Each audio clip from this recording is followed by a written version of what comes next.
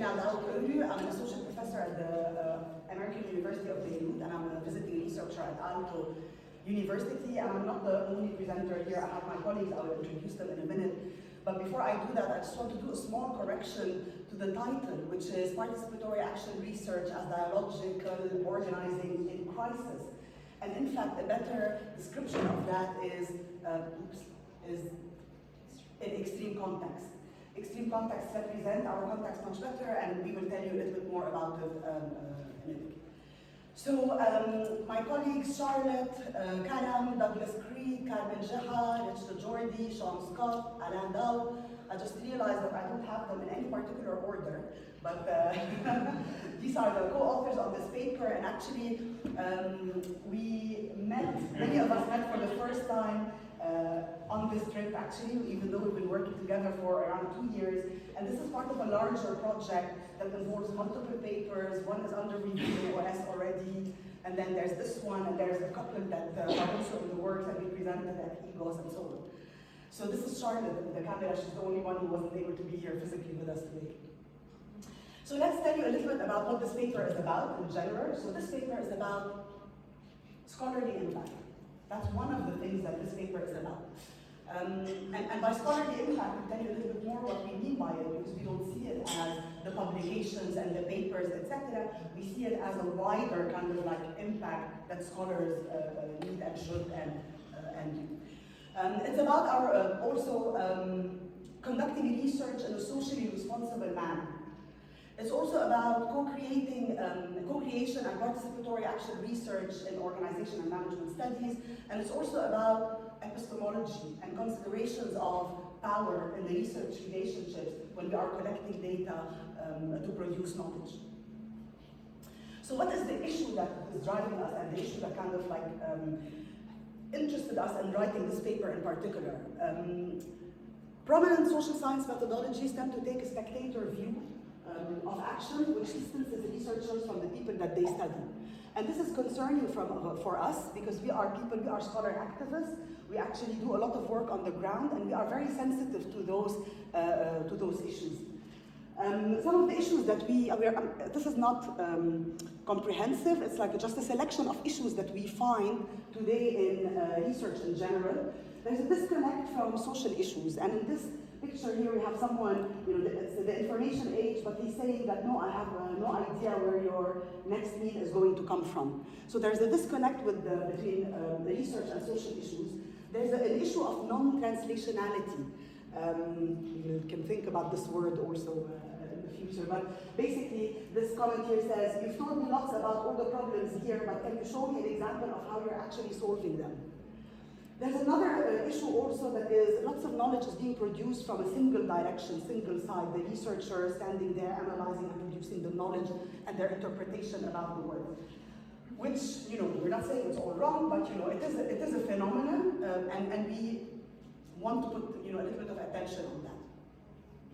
So participatory action research in general is actually a good potential solution for that. Because participatory action research is about, has a commitment to improving human life through collaborative research that is aimed particularly at social transformation. So you're collaborating, you're working with the people you're collecting data from, and you're producing knowledge that makes an impact in the world around you. And it puts the scholars and the organizational members on the same side, looking at the world from one perspective, trying to solve it together, to try to figure out this world that we live in, and how can we live in it better. So PAR aims to increase the capacity of its participants to take a dialogic approach in their efforts to create social change, and that's the main focus. It is about this dialogue that happens during these conversations. And PAR is inherently also heteroglossic, and as a result, the research kind of like emerges as you are doing the data collection. You keep on like changing and redesigning, and it's, based on this ongoing dialogue, it feeds back into the methodologies that you are using. And this dialogic relationship, we all know when there's a relationship between two and a back and forth, it means that there is an impact on both, not only the person being researched, but also the person doing the research. But if we really look at organization and management studies, we find that one of the first issues is that PAR as a methodology is scarcely used. It's not a prominent, thing that you find always in OMS. And also, articles that address this relationship between the researcher and the research is actually also relatively rare. There isn't a lot of attention to that. So here in the paper, in the future, there will be a section where we review a selection of articles, which we didn't have time to do fully. So what we did is that we started looking at instances of PAR in OMS. We're not gonna share specific papers because we didn't finalize all of that yet. However, we started noticing a few things. So, and the word of caution here is that, it's based on our initial read of some of the papers. So we found that there is a need to revisit power differentials and power dynamics. We found that, oftentimes those papers that rely on PAR, they work with vulnerable communities, with people who are in remote areas, in very unique contexts, which is great and awesome. But at the same time, this power differential between the professor coming from this university, even if you're from the same country, even if I'm Lebanese and I'm working in Akkar in the north, we are different, and there's a difference between, our positionality and the privilege that we have as people. We also noticed that there's, we questioned in some instances the ethicality of the approach that is happening. Because sometimes when you empower, when you use a PAR, you want to give voice to other people, you want to empower them, but sometimes this can be dangerous. I empower someone with their knowledge about, the hegemony of the patriarchy in the country, and then this woman goes and revolts against her father, she gets shot the next day. It can be this extreme, we need to be sensitive to these issues. And we also found that, there's a claim of self-awareness that is always overemphasized, that through PAR, people become more self-aware. It's almost poetically written in that sense. But, this is also raised some question marks for us. And then also the final thing that was about impact. So at the end of the day, who benefited? So when Lina went to this extreme place and worked with this vulnerable community and collected data and published her paper in OS, who is the final beneficiary? I gave them voice among the academics. Wonderful. How did that change their life and their context? So sorry if, but the thing is that we're not the only ones. We want to focus more on the feminist participatory action research here because it speaks to our epistemological and ontological stances. Participatory action research, FPAR, I'm going to call it from now, it aims for involvement, activism, and social critique for the purpose of liberatory change and social justice. It highlights the elements of the situatedness that shape this power-knowledge relationship. But also, FPAR is critical of a couple of things: othering of others, and using research ostensibly for others, non-reflective research, and it's also critical of the non-recognition of the power struggles that exist in those relationships between the researcher and the research. So a series of FPAR questions emanated, and they're not only, this is what FPAR kind of puts on the table, not us per se. So one, how can we unpack the power dynamics embedded in our epistemological stances as researchers? How can we, unpack this complexity of the inequality within the relationship between the researcher and the research? How and in what ways does our different experiences of intersectional structural oppression influence this, our positionality?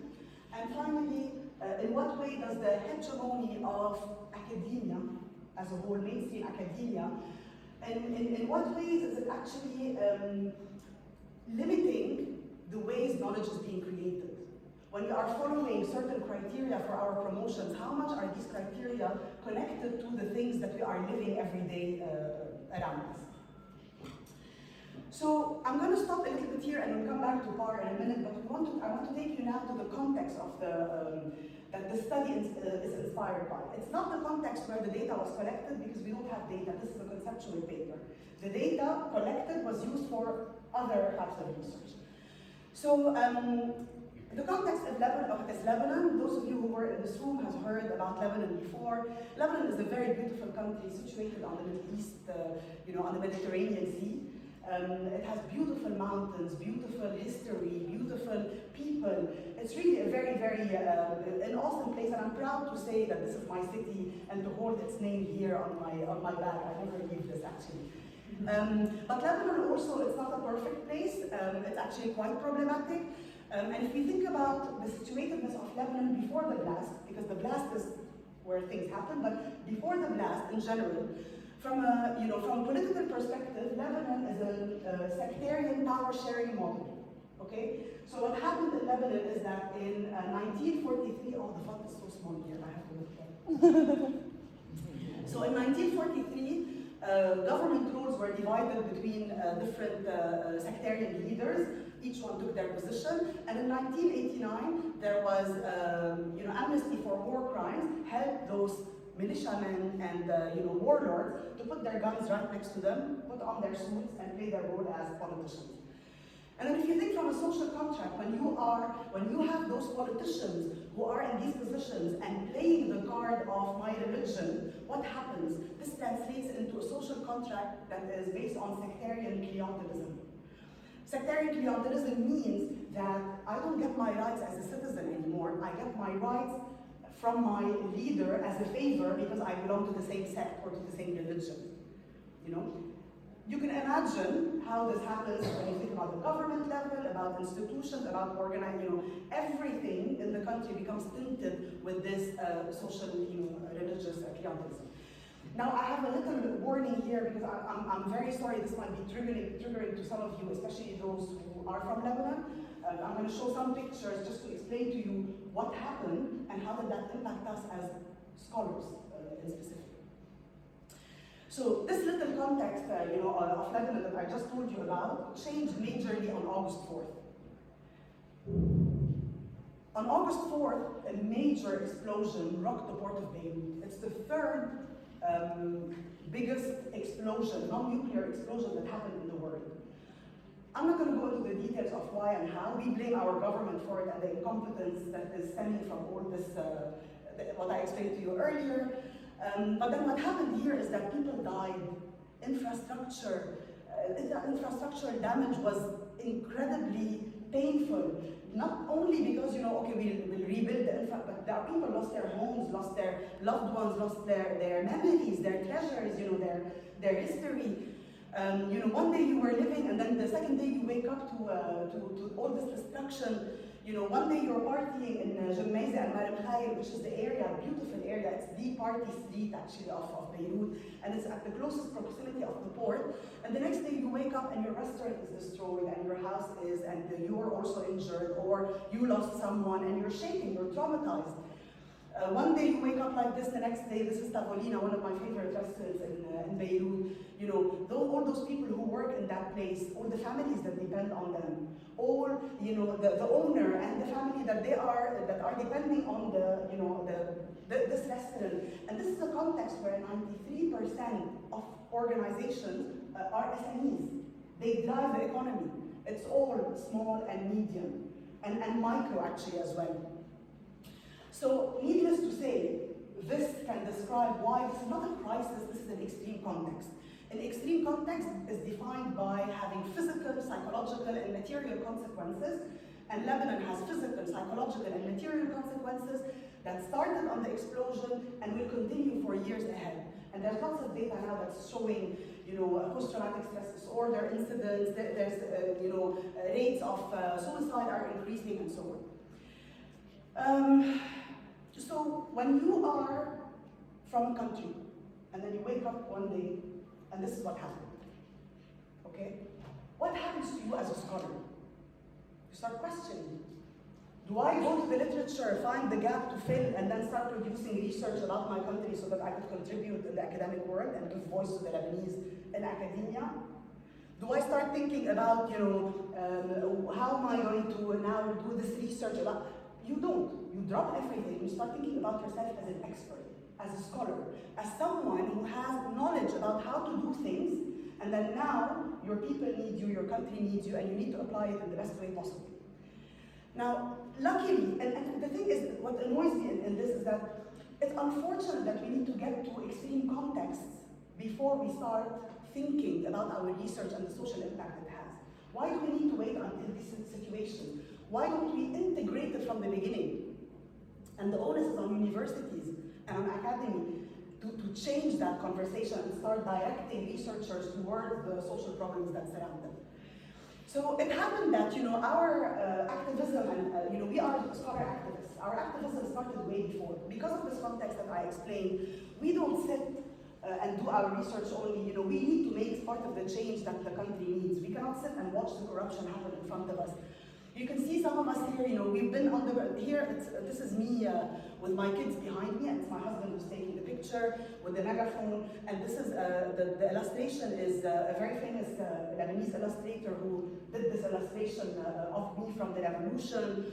So we were on the ground and driving the researchers and the students and so on, but also we were on TV talking, changing the narrative. We were working with, with politicians on policy level. So we have a long history between all of us about, activism that we've been working on. But when this happened, we felt that we need to organize in a different way. So we created something called Khaddat Beirut. Khadda is shake up. So the shake up of Beirut is the name of the entity. I'm going to use KB from now on to refer to it just for ease. And this is a grassroots initiative that we designed it to, with the aim of co-creating local solutions that address the problems that people are facing. We wanted to co-design best practices, and most importantly, we wanted to restore some of the dignity that was lost and well-being that people have faced. And we did that by thinking about who are we, what are the methods that we know, the agile methodologies, the evidence-based, inclusive, holistic, all the values that we embodied as researchers. And then we started thinking about the areas that we can do work in. So we had artists, we had academics, we had dancers, we had all sorts of professionals. I'm going to take a little bit extra in minutes. I apologize. And then we started working in many ways. So we created a very large interprofessional network. Some of the things that we did, I'm not going to list everything, is that we had more than 40 of those restaurants be open. And this is the man who was on the ground actually driving all of this effort and doing the coordination.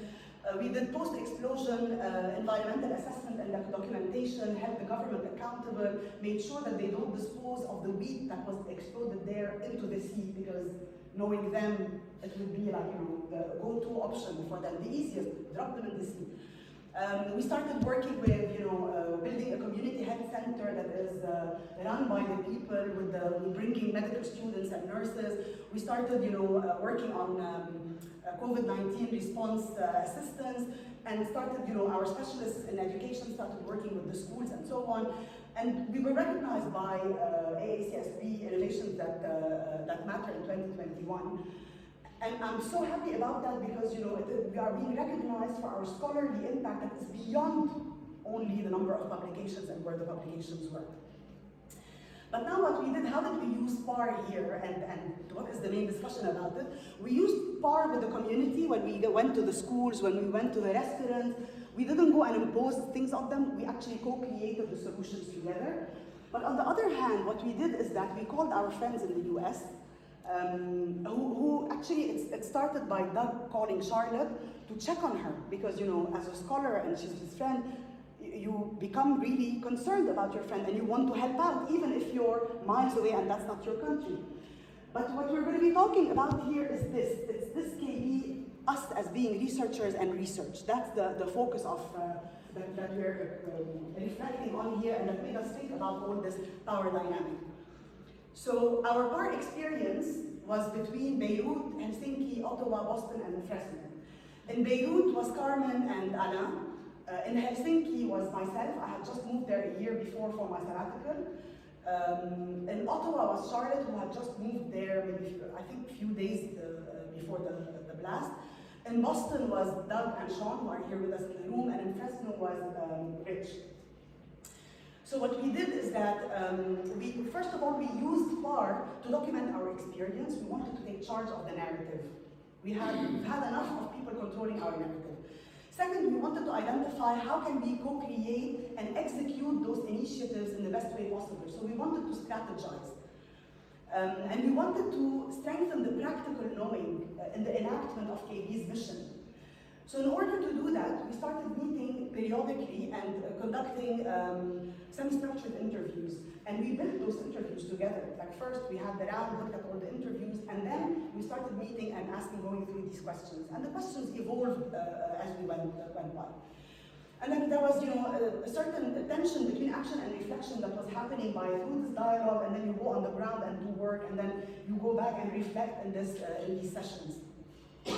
And the main impetus for that, we believe that nothing about us without us is for us. We love this picture. I have the link here if anyone would like to find it later. So we wanted to be part of, what is happening and what is being said about our own country. So some of the critical reflections and questions that arose. So in general, in our project, we're trying to understand organizing in extreme context with particular focus on scholars. But here we wanted to think about the positionality of the researcher vis-a-vis the object of study, using this KB as a case in point. We wanted to shed light on different sets of power dynamics that benefit the collective, not only researcher community access. And we used feminist power as the main perspective, epistemological perspective that kind of shaped our work. So in another paper we had found, we went to look at our data to see the work that we did. We took an institutional work approach. We started looking, and then suddenly we started finding, self-work, emotion work, other things, and they were extremely prominent there. So we felt like the self-work that happened is a little bit similar to this, how in PAR they say you gain self-awareness, but in this case in particular, it was genuine. It was truly helpful, it helped us change the action on the ground.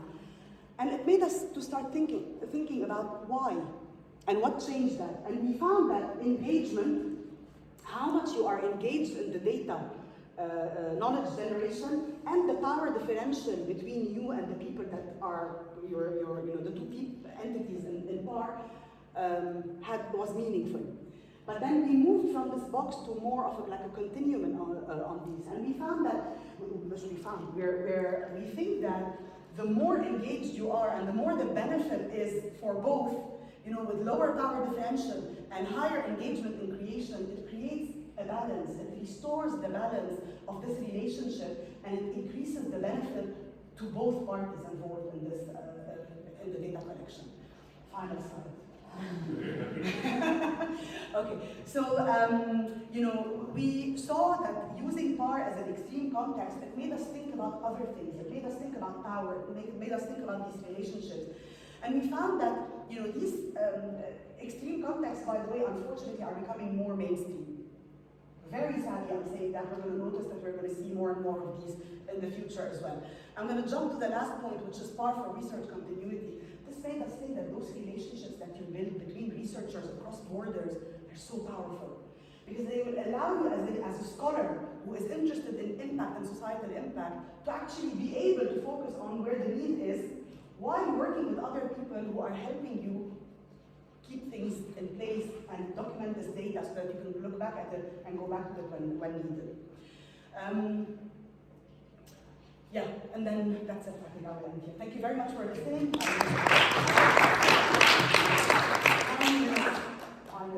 I thought I couldn't stop you anyway, whatever I did. She now you know me very well. Yes, please. Yes, I'm Anna Struminska from Leeds Specialized University. So maybe I will start with that that was heartbreaking presentation, and I cannot say how much I think there are no more